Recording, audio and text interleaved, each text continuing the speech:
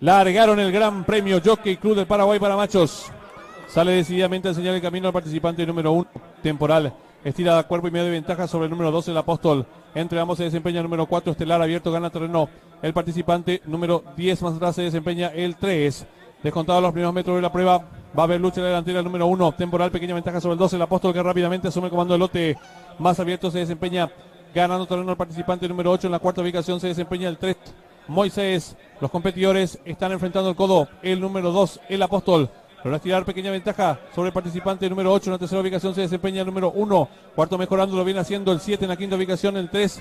Más atrás se desempeña el 5. Gana terreno al fondo el 4 y están en la recta final. Últimos 400 metros finales. Hay lucha en la delantera el número 12. El Apóstol, pequeña ventaja sobre el número 8. Don Marioneta. Tercero se desempeña el participante número 1. Temporal. Más abierto el número 7.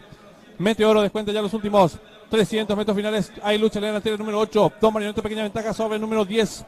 Denominador, gana terreno al fondo el participante número 1, Temporal. Descuenta ya los últimos 250 metros finales. El número 10, Denominador, le toma ahora cuerpo de ventaja número 8, Don Marioneta. Tercero se desempeña el número 1, Temporal. Últimos 50 metros finales. Por fuera el número 10, Denominador. Le toma cuerpo de ventaja al participante número 8, tercero el 1. Y cruzado en el disco.